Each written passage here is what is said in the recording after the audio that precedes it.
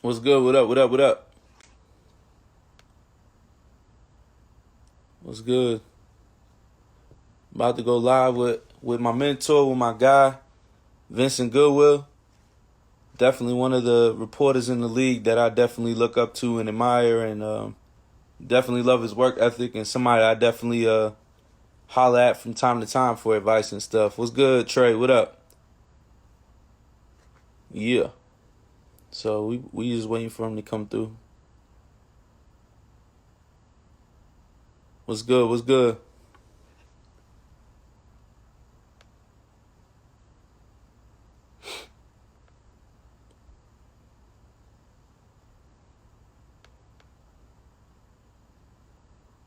What's good? What's good?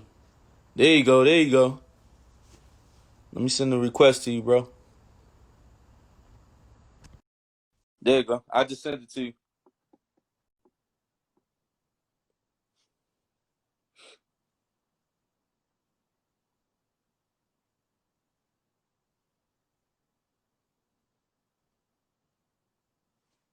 What's good, Chris? What up?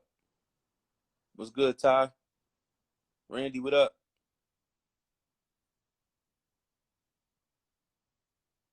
What's good? What's good? Hey, Vincent, I sent you the request. All you gotta do is the two little the two little smiles at the bottom. Just you tap on that and then just hit accept.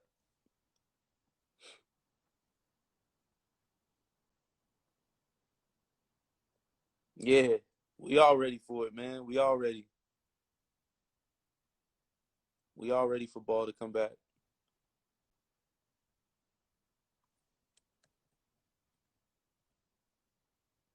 Yeah. Let me see.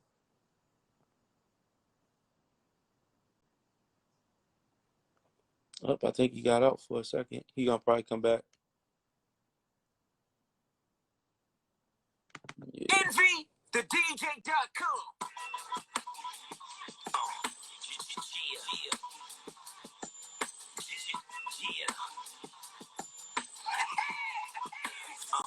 Yo, I'm from where the hammers ring. They damage everything. Yeah, niggas tell sign states get on the stand and everything. What's good, Ray? We about to get into this basketball talk. After they hit them dust joints, where you can get something to eat out of the backyard. And all they got is EBTs, No black cards. Local bars you could not Me, I see you, bro. but the sky still be charcoal gray. Shorty just trying to get his bread back. I'm from where they cop the new Jordans after they next pack. I'm from where they put 40 in it after they head trap. I'm from where these bitches will fuck you into the bed. There we go. From where them crackers will get you straight. There you go. There you go. You know, I had to play a little something, little Jadakiss, little throwback for you. Yes, sir. Yes, sir. How you doing, man? I'm good, bro. How's everything? You good? Yeah, everything's good, man. Fam safe, everybody healthy, all that stuff is good, man. How's things on your end? Everybody's good over here, man. We quarantine and chilling. I think that's what everybody's trying to do right now, honestly, man. As long as everybody's staying safe, I think that's the number one goal for the moment. Definitely, definitely. Everything on your end good? Absolutely, man. Just not in New York right now. I'm in Detroit. Just had to get out of New York once everything started. Went back to my hometown of Detroit. Been here for the past several weeks. So yeah. We'll see how stuff shakes out over the next few weeks. But for right now, I'm posted. Yeah. Same here. I'm just posting in OKC. Luckily, I got the fam out here with me, so it worked out. No, I think that's the important thing right now with everything that's going on, or hopefully we're on the other side of it, you know, or through the worst of it. As you can see, people making plans to, you know, make stuff start moving again a little bit more, planning stuff, at least on the front end of it. Hopefully we've gotten through. Hopefully, you know, you see some instances here and there where people are doing a little too much, but hopefully, you know, for the bigger picture, hopefully we're on the other side of it and we've gotten through the worst of it, and you know, that's honestly all you can hope for at this point, because honestly some things that's gone you can't get back, and you know, you still gotta everybody still gotta be safe, you know, throughout all this. Definitely. I thought we were starting to make some progress, and then all of a sudden, Patrick Ewing got it, and I was like, all right, you know what? I got reel it back. No, I it's got just to reel it back. I don't know if it's one of those things with, of course we don't know the circumstances, Yeah, and these things can pop up and you can be asymptomatic for 14 days or whatever the case may be. So, my thing is, yeah, as long as we trying to do the right things and everything else, then, to me, that's what's important. definitely. Well, I don't want to waste too much of your time. I know you're a busy man. Vincent, I just wanted to let you know, though, you one of the people that I definitely look up to and definitely look to, when I need words of advice. And every time I see you, it's always love. So I definitely wanted to get you on here because I definitely appreciate the work you put in. And you definitely paved the way for a lot of the young up and coming. I mean, I'm 31, but at the same time, I'm still young in the game. You know what I'm saying? So I appreciate you. Nah, you're making me feel old. So hopefully, Nah, hopefully that's not really the case. But nah, nah. no, but it's always good to see young brothers doing it the right way and creating their own lane throughout all this. You know what I'm saying? So Yeah, whether right now it's kind of like a pause button, but it's also a moment where people can get a little more creative and what I'm saying, tap into yeah, different resources and stuff like that. So hopefully hopefully our bag is a lot bigger. You know what I'm saying, when things come yeah. back to normal, whatever normal looks like. Hopefully our bag is a little bit bigger. Definitely. Well, I'm gonna jump into it. Obviously, you got the Detroit ties. Just talk about growing up in Detroit and how that culture was and how it shaped you to the man you are today.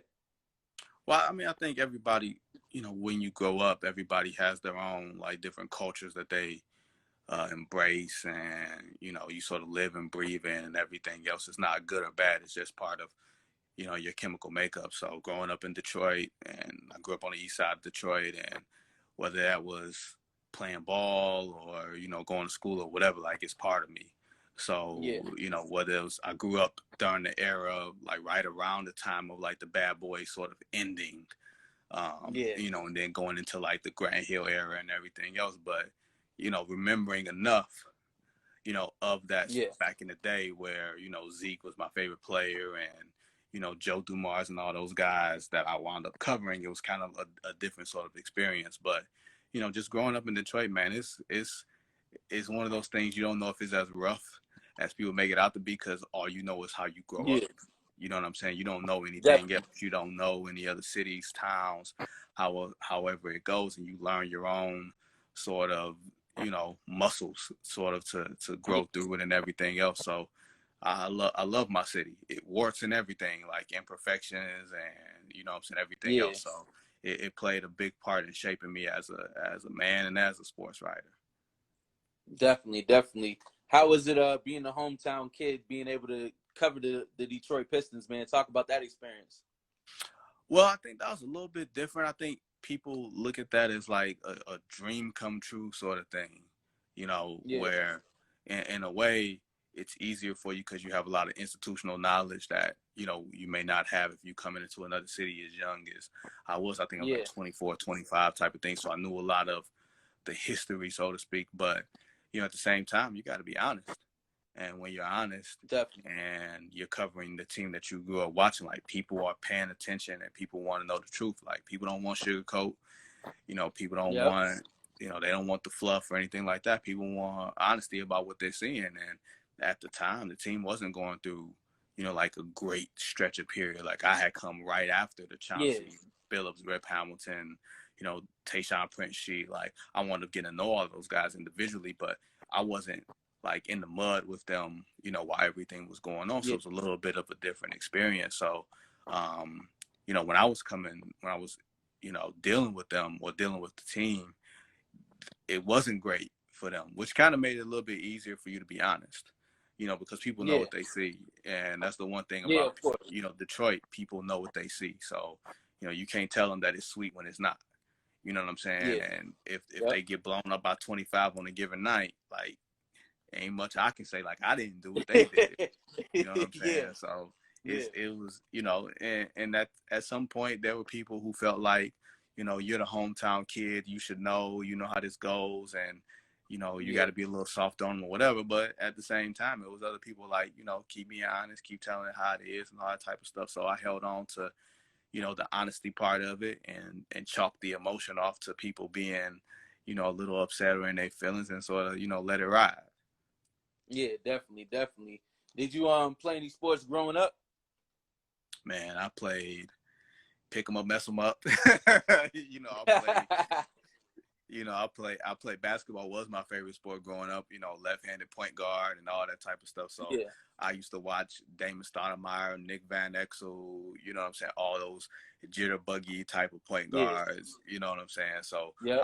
I just loved the game, period, back when I was playing every day and everything else is sort of, you know, just grew on itself. But, you know, basketball, football, baseball, that was kind of, you know what I'm saying? Or basketball, football was probably second.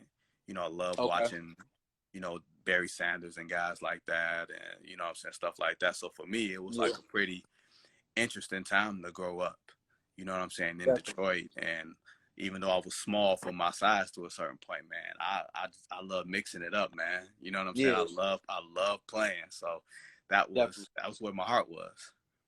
That's dope. That's dope. Definitely, definitely was a hooper myself. I played the same sports as you, so we got a lot in common on that. Definitely. No, it's just in your blood, man, how you grow up, you know, whether it's like a bonding experience with people, you know, that you got in common or just your own genuine, you know, just natural, genetic, whatever you want to call it, man. Yeah. Like it was just, I can't remember a day where I didn't want to be outside playing or, you know what I'm saying, doing something. Yeah. So it was always easy for me. And I never thought about sports journalism initially, but I just Yeah. wanted to play. I just, anything to get out the house, you know what I'm Yeah. saying? Yeah. Anything Yeah. to get Definitely. out Definitely. and whether it's being with my friends or being with older cousins, relatives, whatever, man. Yeah. I hated sitting down. So I just had to, Got you. you know, do stuff, man. I just love that. That's what's up. When did you first get into sports journalism, and how did that go about? Honestly, man, and it's weird. I don't know everybody else's story, Yeah. but I felt like mine was kind of unique and weird in a way. At the same time, it was like Okay. common sense, but it was kind of weird. I never thought about sports journalism. Like Okay. it's crazy. I read the newspaper every day because I wanted to Okay. keep up on stuff. I was always a really good writer, but I never merged the two together. So my senior year of high school, you know, I'm going through the college experience and thinking about where I'm going to school and stuff like that. And the Yeah. English teacher pulls me aside and says, you know, what are you going to do when you go to school? And I'm like, I don't know, go to school, maybe, you know, have a general education thing and then figure it out on the back end. Yeah. And he was like, why aren't you going into sports journalism? And I was like, huh? And he was like, you're a great writer. You love sports. Common sense. And Yeah. from that point, the light bulb went off. It was simple. It was as simple as that. I was 16 years old. It was very, very simple. I was an English teacher. I was in honors English class and all that stuff. So it was just a really simple. It's just a really, really simple thing. And luckily, you know, it fit. You know what I'm saying? Like I Definitely. had the talent to Definitely. do it, and I had the passion, you know, to stick with it through, you know what I'm saying, my early days. Definitely, definitely. You went to so obviously you went to school for sports journalism, and just talk about the passion though. You just spoke on that. How passionate were you about it, and at the same time, like do you feel like how I feel when you're doing something that you love is not work? You know what I'm saying? Do you feel that same way? Absolutely. Well, you know, growing up in Detroit is like the plant town. You know what I'm Yeah, saying? People, you know, go from high school. They don't even necessarily go to college here because you can make a lot of good money going into like the auto industry. definitely. And Yeah, nothing necessarily against that, but I always wanted to have something that didn't feel like work. yeah, So, you know, once I got to school and, you know, once I got to college, Eastern Michigan, and figured out that this was something that could work for me, you know, it took a minute. You know what I'm saying? yeah. It took a Of minute to course. figure out that it was going to fit for me and everything else. It didn't, you know, I was like a really young college freshman. I was 17 years old. So that Yeah, meant I couldn't go to parties my first semester. You know what I'm saying? Like, yeah. you know, and I had a baby face back then and everything else. So it was like you kind You of still do. take a Still little do. time to find your way through that. But once Yeah, it clicked and once it clicked, it became natural. You know, I always wanted to be able to participate in the conversation. Yeah. And then it went from being able to participate in the conversation to wanting to guide the conversation, to be able to do more than just talk about it in the barbershops. I want to be able to be sort of like this beacon, kind of, to everybody to react to, or everybody to read the school newspaper or whatever, or that type of thing. So once I discovered that that's what I genuinely wanted to do, and that's how I wanted to do it, and everything else, it became a little bit easier for me to find, to find my way throughout all that. And, when you're in college, you're just trying to figure out how to fit in. You know what I'm saying? You're trying to figure out, you're trying to figure out all these different ecosystems to work in, all these different environments. So once that worked for me, it was like, cool, I got something, I'm good at it. We can, it takes a lot of the uncertainty off you. It takes a lot of the, not pressure, because it adds a different type of pressure, because you put pressure on yourself, but it takes a lot of pressure off of yourself to worry about how you're dealing with the outside world, because you got something that's, you feel like is yours and you can grow into and everything else. So for me, man, that was an important part of my development. Just finding something that you're good at, that you're great at, that you want to do. Like, no matter what that is, everybody's got a passion. You know what I'm saying? It's important to tap into that passion and tap into their talent. And hopefully you can merge those two, and that's how you make a career. So your worst days don't feel like work. You know what I'm saying? Definitely. That's real talk right there too. Because a lot of the times, you know what I'm saying, like I said, I go into it and I'm like, you know what, this ain't even work to me, because this is something that I'm passionate about. So when you mix the two together, it's like, it's a perfect nucleus. You know what I'm saying? So I definitely can agree with you and live through that, what you just said too. Definitely want to talk about how you broke into the NBA, how you got your start, and who took that chance on you. Well, I always have like an unorthodox road, and I feel like everybody has like some sort of unorthodox road. Like there's no straight line path to go anywhere. But I had a sports journalism teacher that was a copy editor at the newspaper. And he was like, "Hey, why don't you come down and answer some calls?" And I was like, "All right." I wasn't thinking anything of it. It was like, wait, I get to be in a newsroom. You know what I'm saying? And be around how the paper is being formed and everything else. Like, for me at 19, I think I was maybe 20 years old, I was like, cool. I wasn't thinking about the money or whatever. I was just thinking about getting my foot in the door. And that was like the opening. You know what I'm saying? Just answering phone calls for high school football scores, or when reporters sent their work in, their articles in, you check it in, or you recognize the voice and you maybe strike up a conversation with them. Like, it was really so simple. And at a point, maybe it was 2007, I started writing for Slam magazine. I did like a couple long form, features for Slam, and Slam was like the Bible.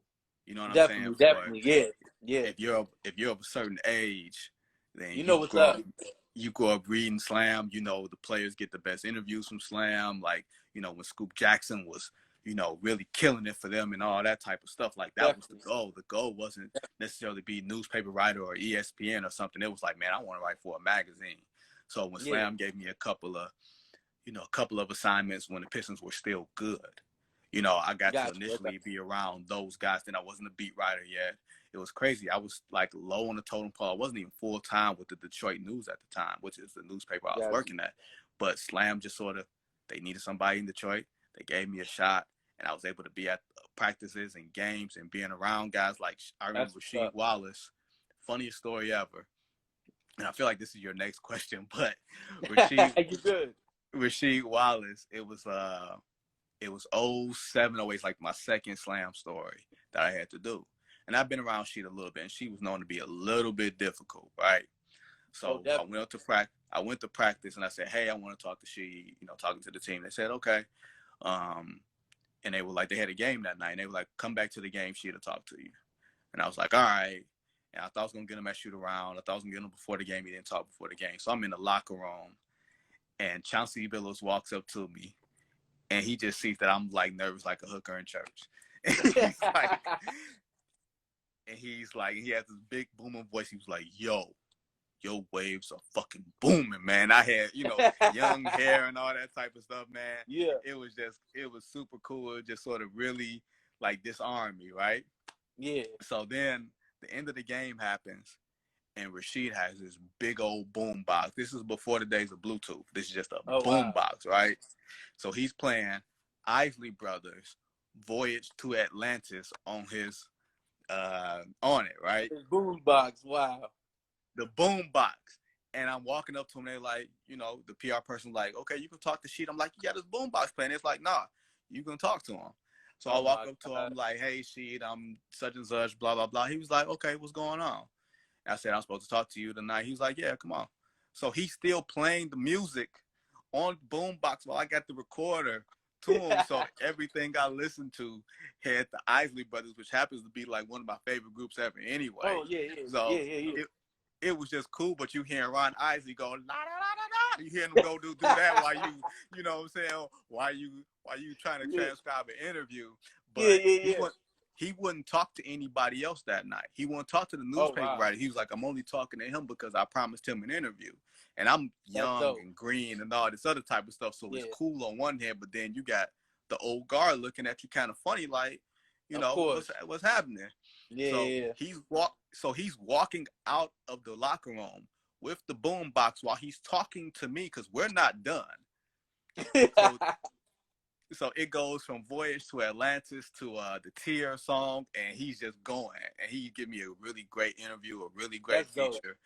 And I always appreciate She for that. You know what I'm saying? Because he didn't have to. You know what I'm saying? Yeah, he didn't have to. Yeah. Definitely. Now that's a dope ass story. For real. Because I wouldn't have thought it would have been some Ronald Isley and all them. You know what I'm saying? I would have thought she loved that. Crazy. She loved old school, man. She's a Philly dude. He loved old school music. Like, you know what I'm saying? He get like, think about it, man. He wore Air Force Ones with the Air Max soles in them. But he just wanted to wear the Air Force One highs. You know what I'm saying? To hoop in. Yep. He didn't hoop in any new technology or nothing like that. He could have got his own shoe, but he wanted to hoop the way he wanted to hoop. So I ain't mad at that. I wasn't either. And as somebody that was going to the locker room at the time, like, now I'm wearing a suit.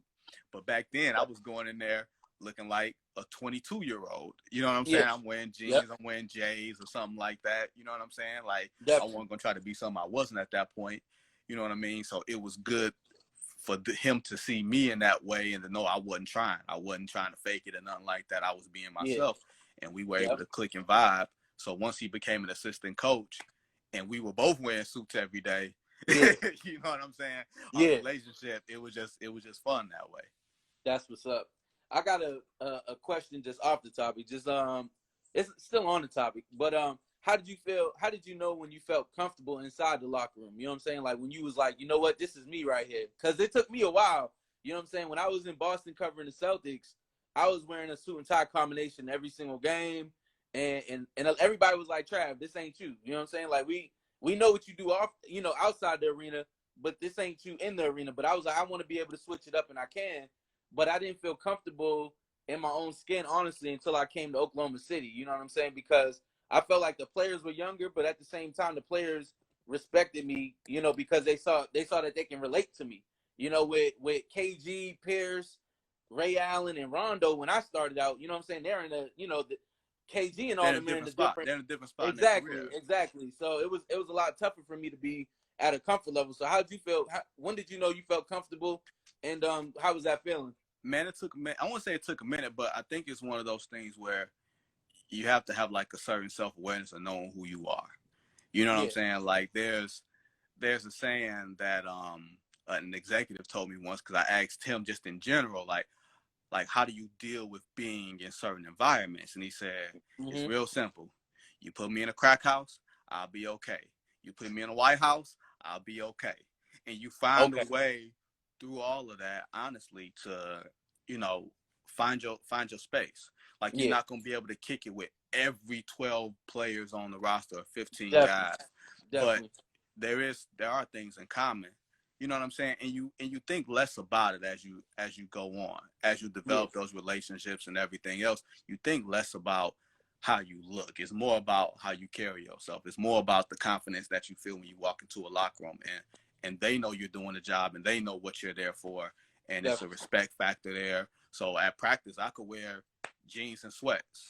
You know what Yeah. I'm saying? And Yep. just be relaxed and everything else, and get the same type of access as I did if I went to a game and wore, slacks and a button-up shirt or a Yeah. blazer or something like that. So for me, I always wanted to conduct myself or be viewed in a way that, like, hey, I'm professional, I'm here, respectful, but this is also me at the same time. You know what I'm saying? Definitely. And everybody got to find their space that they feel comfortable in, and also reflects, who they are. It's a very fine line. To It be is. It perfectly is. honest, it's a very fine line. It definitely is. Definitely is. What would you say has been the toughest challenge or obstacle you've had to face so far in your career, and how did you get out of that or over that? I don't know if it's a tough obstacle, more or less. I think, Trav, my thing is I have a very strong, opinionated voice. Yeah. And sometimes you don't lean into that. As a beat writer, you're supposed to sort of play it straight and everything else, and every once in a while sprinkle your opinion in it. Yeah. But, that was one of the strengths that I had that people had to tell me. It's like, look, this is your gift. You can look at a picture and you can observe it, and you know what I'm saying? This is part of Yeah. your voice. This is part of who you are. Like, don't run away from that. But, being young, I was, 24, 25, walking into a locker room, and at that point, the guys were older. Yeah. It's not like you walk into a locker room. Nah, I'm in my mid-30s where the guys are younger. Yeah. Back then I was younger walking into a locker room when, guys were older. I remember, covering the Pistons playoff game, and I was going to a press conference after the game, a televised press conference, sitting in the front, and they were playing the Orlando Magic in the second round. And Yeah. Dwight Howard, as soon as he got to the podium, he looked at me and saw somebody that was close to his age and reached out and just shook my hand. And I didn't know him from Adam at that point. People thought we were Wow. boys or whatever. It was like, no, it was just like, I think he might have been in an intimidating atmosphere and Yeah. saw somebody that looked somewhat familiar to him and was cool. Definitely. You know what I'm Definitely. saying? That type of thing. Yeah. So you carry that into different environments, and that you belong. Sometimes you can be cool with guys and everything else, but your deadline's at 10:15, 9:45, whatever. You got to get this done. Like, whatever that Yeah. looks like, you got to get it done. So for me, Definitely. it was Definitely. always, it could be a little nervousness, a little, jitters or whatever, but man, this deadline don't make itself. So Yeah. that's how You I gotta got it you done. gotta get that deadline. Yeah. You're right. You're right. You gotta get that deadline. Definitely. Talk about your biggest accomplishment in your career. Obviously, I've seen you, covering the Pistons. I've seen you covering the Bulls. I mean, the last ride, being there with D Wade was there, all that stuff. Just talk about your biggest accomplishment in your career. I don't know if it was one. It's funny. Like, when I saw the question, I was like, I don't know if it's one thing. You know what I'm saying? Hey, I you don't can know. elaborate, bro. This is your time to No, gloat, but man. but everybody's got their own different things that they look at, and they say, this is my Jordan 11. I put this I on the got you. wall. You know what I'm Okay, saying? I got you. Yeah. It's not necessarily for me. For me, honestly, it's the weirdest thing.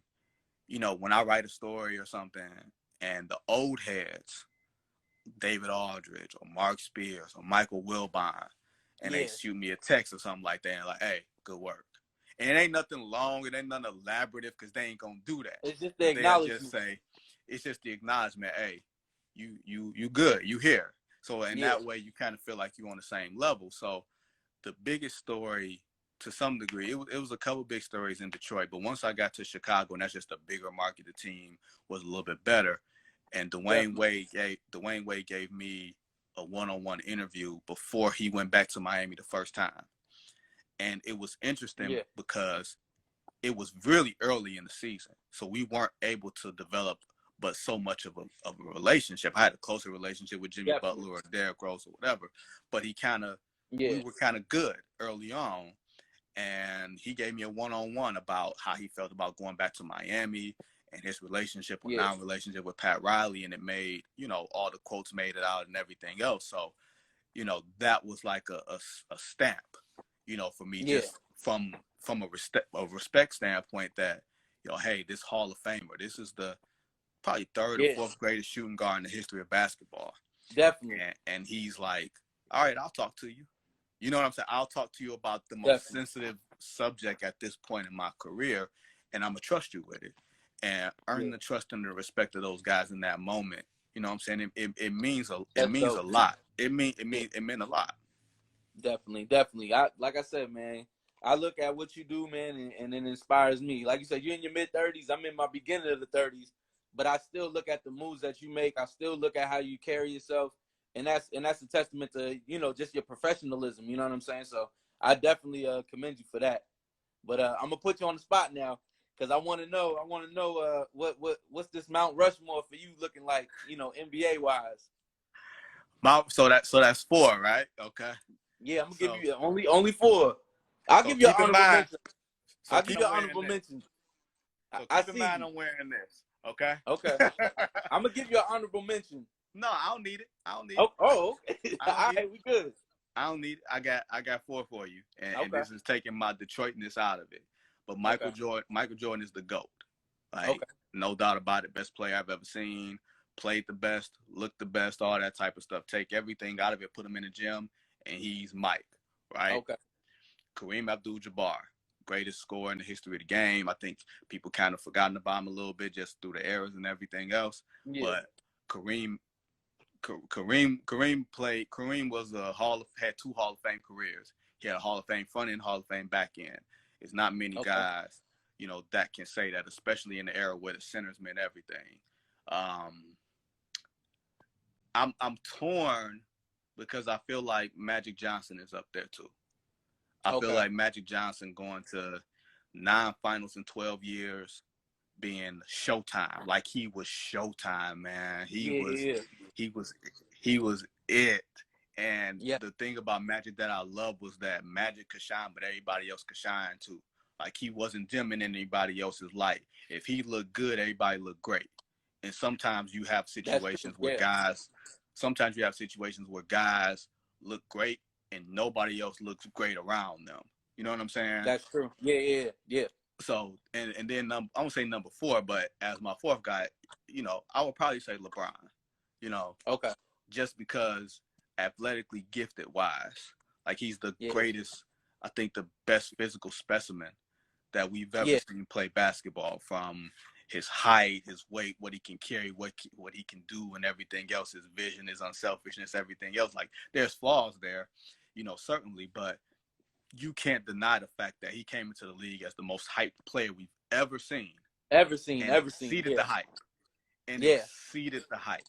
So he's not Jordan, he's not Kareem, and he may not be Magic, but he's damn good. And that's not a shot to LeBron at all, and that's not a shot to Kobe, because Kobe is Diet Mike, but we all like real Coke over Diet Coke, right? Yeah, I'm with you.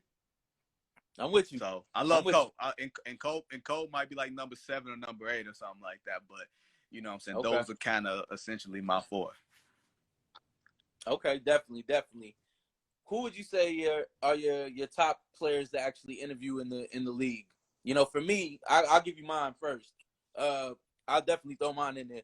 The guys that I gravitate towards, Andre Robertson, that's like my brother. Like, whenever we do an interview, it's always love. PG's another one. And then I love when I interview either Russ or KD, because I gain their respect. You know what I'm saying? Those are players that a lot of people say, oh, the media, this, that, and the third, they have trouble with the media. But I've never had an issue with Russ or KD. Anytime I've talked to them or reached out to them, whether it be text, DM, you know, just face to face, it didn't matter. Like, they always open dialogue and was able to talk to me because I gained that respect. I think they get sometimes they get scrutinized in the media because of the way of how they act out in public, but that's definitely not how they really are. Like, once you know them on a professional level, on a day-to-day basis, it's totally different. So, but those are my guys. Who are your guys? Well, I think the one thing we always have to understand is that personal professional relationships are completely different than what the media sees en masse. Exactly. Like, if I parachute in to talk to a guy compared to somebody that deals with him every day, I'm gonna have a completely different perspective than somebody that's around him every day. And I understand that, or definitely. If I have a relationship with him. So, Jimmy Butler, me and Jimmy have always had this sort of cat and mouse back and forth game, because Jimmy is like brutally honest, but Jimmy Butler sees things the way Jimmy Butler sees it. So he's been a great interview in large part because I told him, you're not as great as you think you are, but not saying it in a way that's insulting to him, but just saying it in a way that's, honest and is drenched in respect. You know what I'm saying? Yeah. So Jimmy's a great interview. Chauncey Billups is a great interview. Going back to when I first started covering it, it's a great interview. Kevin Okay. Durant has been good to me, even though, our interactions have been limited. I always felt like whenever we've talked, we've had great basketball conversations. You know what I'm saying? Yeah. Like whenever you can reach a guy where he is, like basketball is, his life and everything. That's It his was life. weird. Yeah. It's The, his life. the week before he and Draymond Green got into their tiff, they were in New York. And I was talking to Draymond because me and Draymond know each other from, Michigan, our Michigan ties. So KD sees that and says, "Oh, if you're talking to him, then he's cool with me." So we're just going back and forth, just talking about different stuff, just off the record, recorder off and everything. It was just having a great basketball and life, conversation. Stephen Curry was a great interview for me, even though I told him he was the cockiest player in the league one year, and he kind of barked back against that a little bit.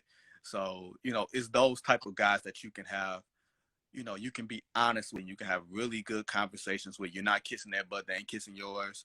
Zach LaVine from the Chicago Bulls is another one. We have a great relationship. So it's definitely guys that can be honest with you.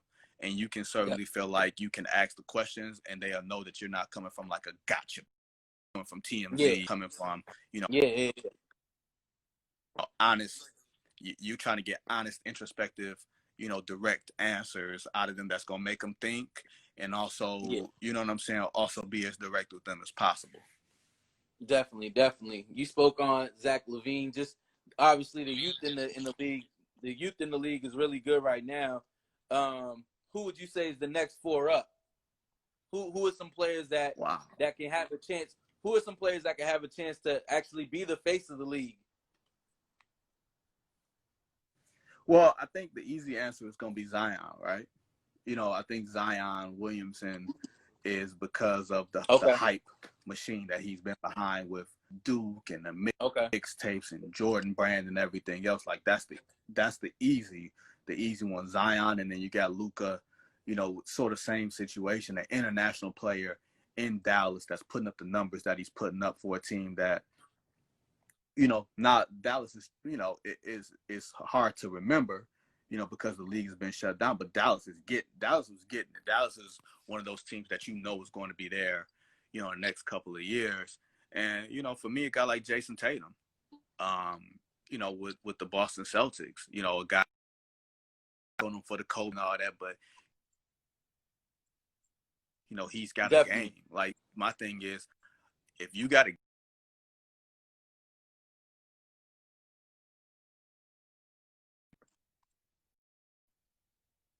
really important to me, and I think I'm gonna throw you off a little bit. With this one. I love Devin Booker. Me too. With the Phoenix Suns, I think whether he's necessarily the quote unquote leader per se that he's going to grow into, but he's got a game, man. He just needs guys around him. Me too. I think he's. I ain't throwing off at all. I ain't throwing off. I think he's a really great player. Like, I think, guys like Donovan Mitchell might be a little further along in terms of maturity and everything else, but I love those two dudes. And I'm sure, apologies to anybody else I'm forgetting, but I love those two type of dudes, man. I'm with you. I definitely love Tatum. I think he's the future. I think Devin Booker definitely got a smooth game too. So I'm with you on that. So I definitely agree with you on those. Obviously Zion, like you said, he had all the hype coming in and everything like that. So he's gonna be good. Those are some good names too. I still think Giannis is gonna be in the mix for that too, because I feel like he's at the lab. That goes without saying. That peak that he's about to make in that jump. So, I know.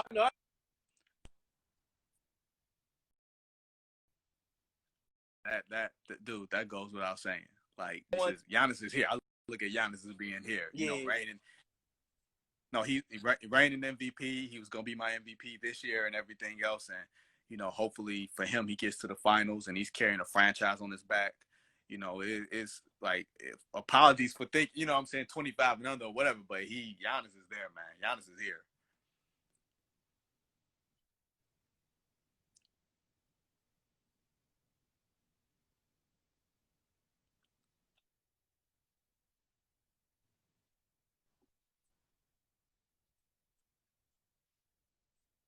It might be the Wi-Fi because I feel like I'm in a good. Where you in a go? good spot. I hope I ain't jacking nothing up.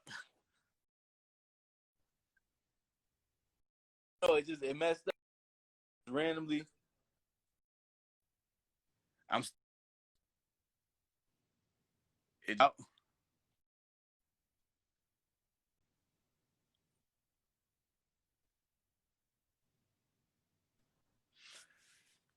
can you see me now? Can you see me? Can you see me or am I out?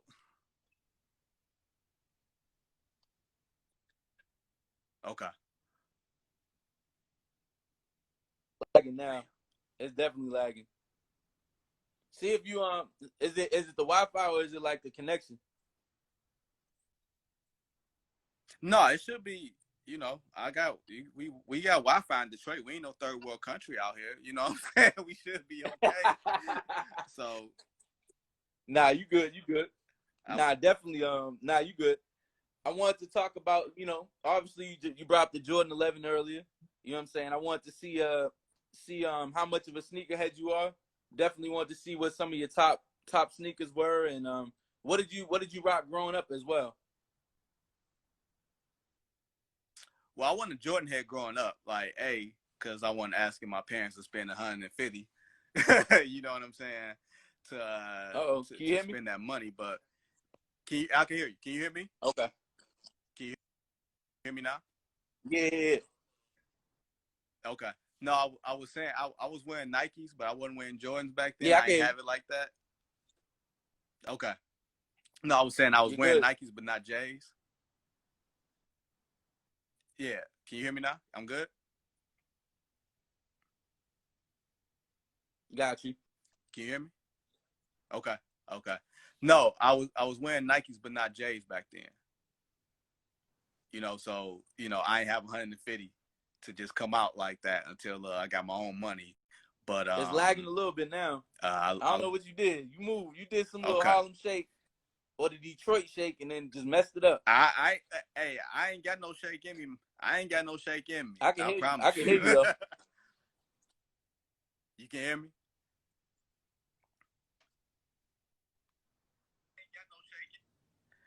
So I don't know. Can you still see me? Am I good? You good. You good now. You good now. Okay. Just let me know if it go off. But I was gonna say, I wouldn't really win J's like that growing up, just because I ain't had 150. Wasn't gonna ask my mom to spend that bread. Yeah. But I started working at a shoe store like my senior year in high school, like once basketball season was over and everything. So I was able to use that 30% Foot Locker discount. Okay. And that kind of got me into it. But just off the top of my head, my favorite J's is probably Infrared Sixes. Okay. Yes, sir. Concord 11s. Mm-hmm. Cement 3s. Okay. And a shoe I don't have. I'll give you a shoe I don't have. Okay. The Carolina 9s.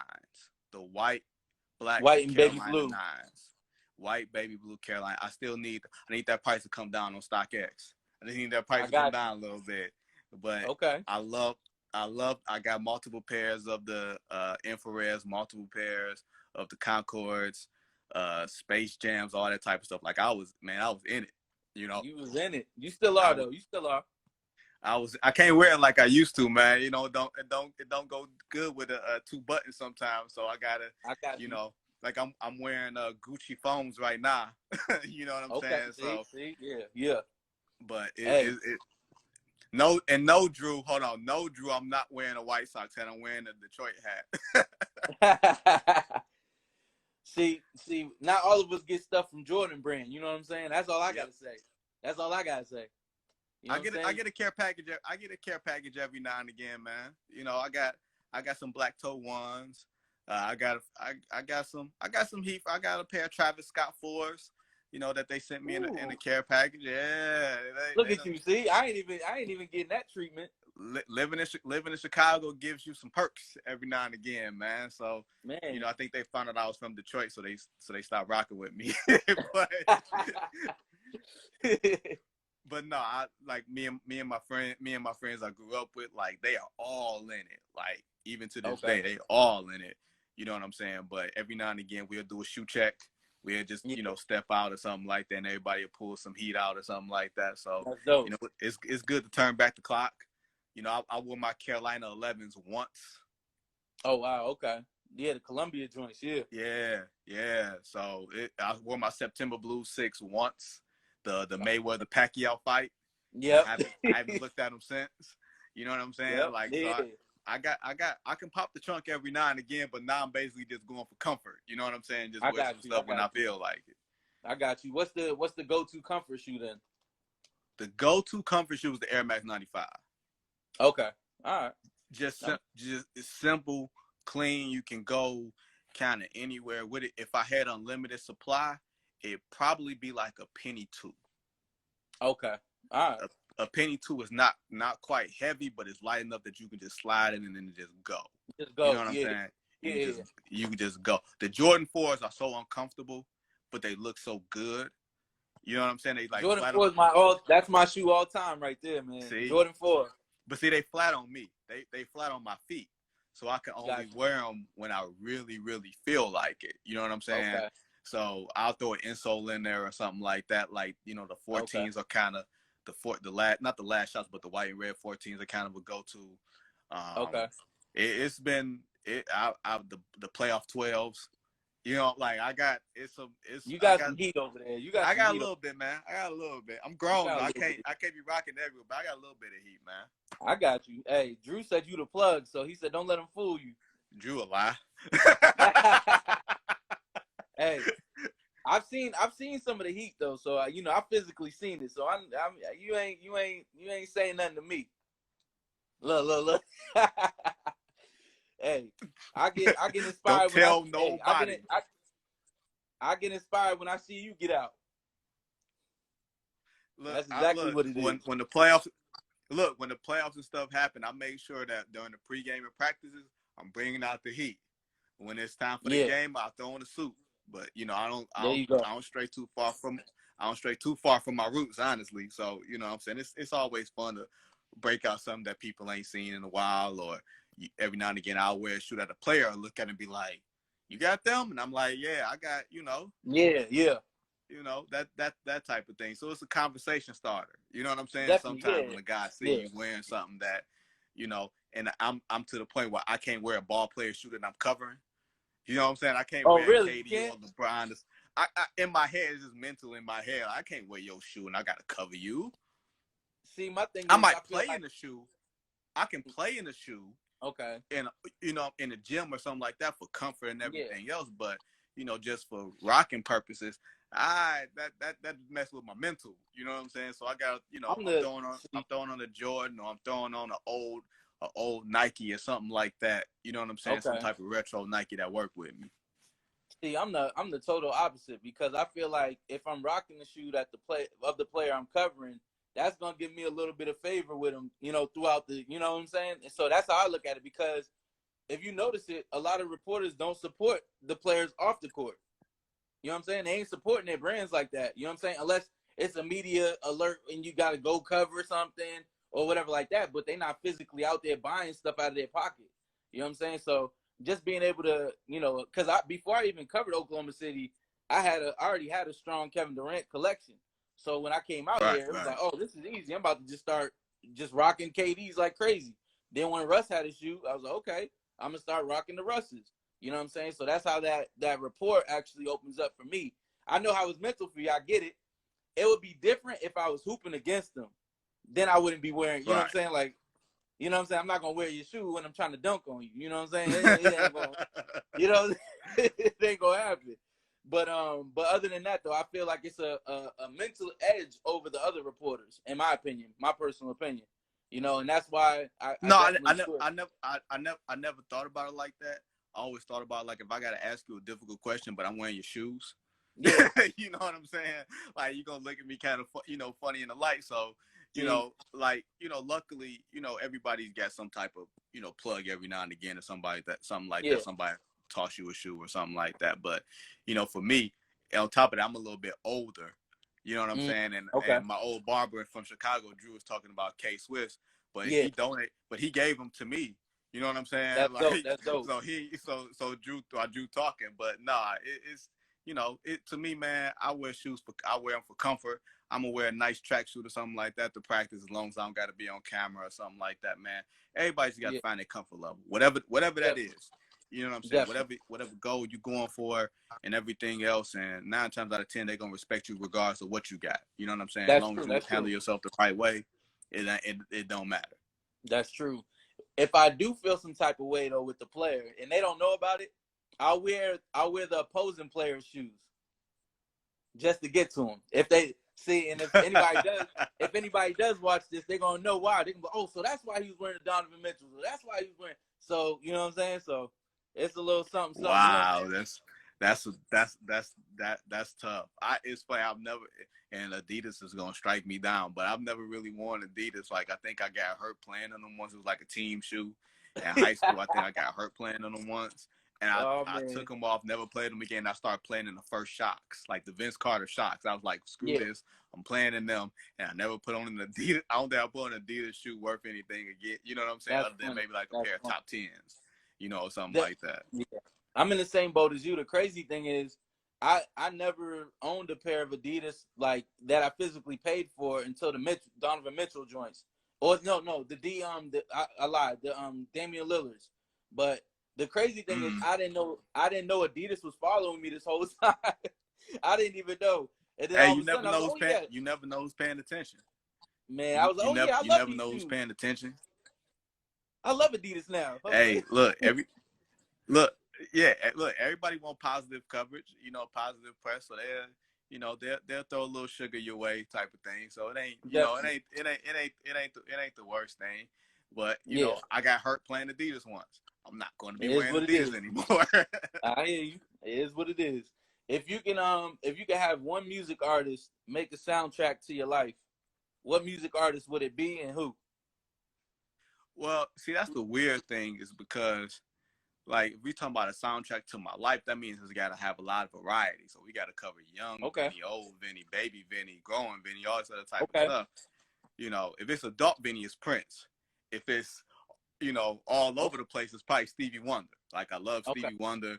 I grew up in Detroit, so I'm a child of Motown. Like, Yeah. I can rock with the old school as much as I can rock with everything now. You know what I'm saying? Like, that's Definitely. just Definitely. how I grew up. But Stevie Wonder is the greatest artist I've ever been, ever had the privilege of watching in my lifetime. And I feel like if it's a soundtrack, I feel like Stevie would probably be the one that could Okay. write it. You know what I'm saying? The best Yeah. way. So, not to get too deep, but I think that would probably be the answer. I got you. Who you rocking to right now? Some of the young cats. Who you bumping to right now?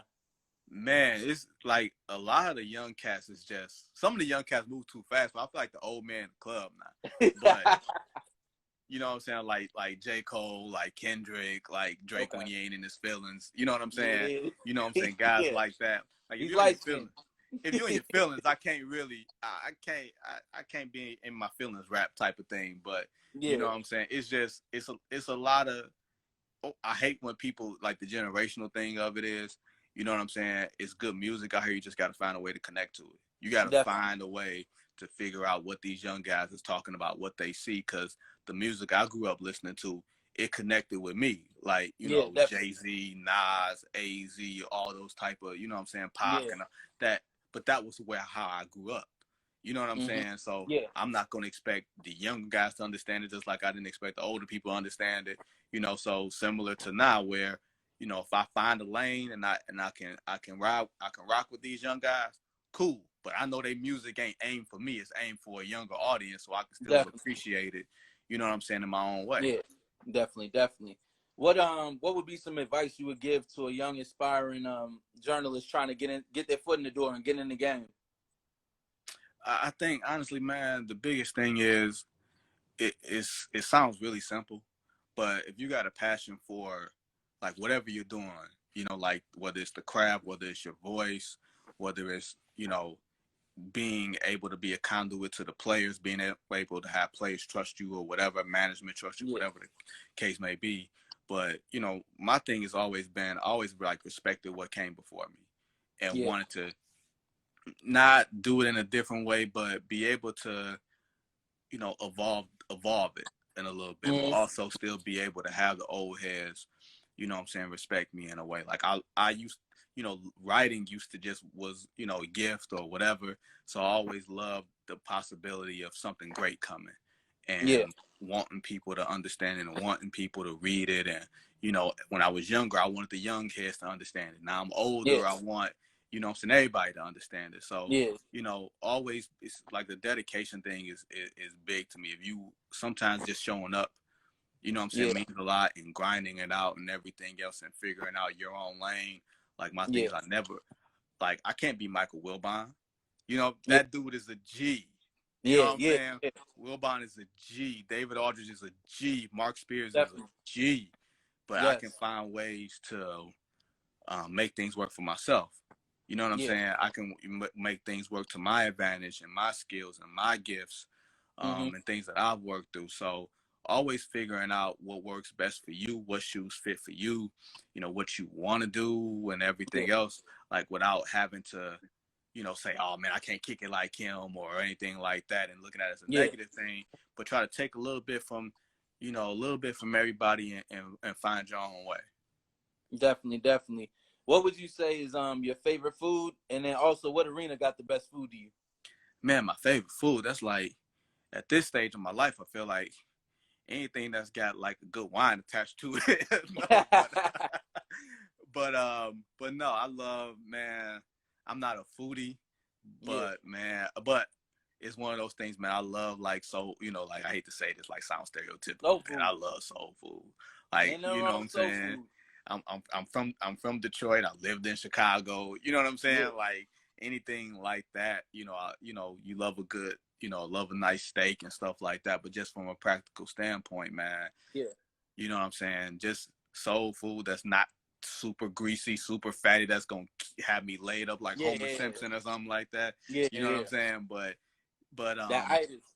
yeah, the itis. No, just enough to nourish you, but make sure you ain't eating nothing bland. And the best arena food. Yeah. It's funny, I could tell you the worst, but best arena food, and this is not a joke. I Okay. probably say the Pistons arena. Okay. Because Little they Caesars. make everything. They make everything. It's Little Okay. Caesars Arena, so they got pizza and all that type of Yep. stuff. But they also got your salmons, your steaks, all like they take really good care of you. That's what's up. And a word to the wise, having a good media lounge diner makes sports writers who are normally grumpy really happy. And that can affect how we Definitely. talk about your team. That's true. That's true. Real quick, Oklahoma City it's not about bad, to, we though. got. Yeah, Oklahoma City's good too. We got OKC not a bad. minute. Yeah, we got a minute and 40 left. All right. If you wasn't reporting, what would you be doing? Hey, thank God I'm reporting. All right. I don't know. I was lucky. You know what I'm saying? I was really lucky. I can't say that I'd be like a teacher or something because I don't have the patience. You know what I'm saying? I can name Okay. all these different things that I'm good at, but I don't know if you'd be kind of missing something. But Yeah. it's all these little. It's all maybe I won't say teaching, but I feel like maybe in some level of communications, maybe public relations or something like that. Something that has to do with presenting yourself to the public. You know what I'm saying? Got you. I got you. Let everybody know where they can find you, bro. I appreciate you. We got a minute left, but I appreciate you for sliding through and giving your young brother some love, and I appreciate that, man, because like I said, man, I look up to what you do, man, and continue doing it because you inspire me, man. And I wanted to let you know that, and I always give the flowers when people can smell them, you feel me? So I let everybody know appreciate where they that. can, hey, let everybody know where they can find you and where they can definitely follow you. I appreciate. Well, on Twitter, I am at Vince Goodwill, but nobody calls me Vince. I'm Vinny. You know what I'm saying? Yeah. But it's at Vince Goodwill. On Instagram, I'm at V Goodwill. Like most of my stuff, most of my work for the most part is on Twitter. You'll see opinions and stuff like that on there, and you know, that type of thing, reacting to the news of the day, reacting to stuff randomly or whatever. So that's pretty much Yahoo Sport. If you go to Yahoo Sports and you type in Vincent Goodwill, you'll probably find, you know, majority of my work or whatever. So honestly, man, just keep doing what you're doing, bro. You know what I'm saying? I appreciate you. You know, you are inspiration to younger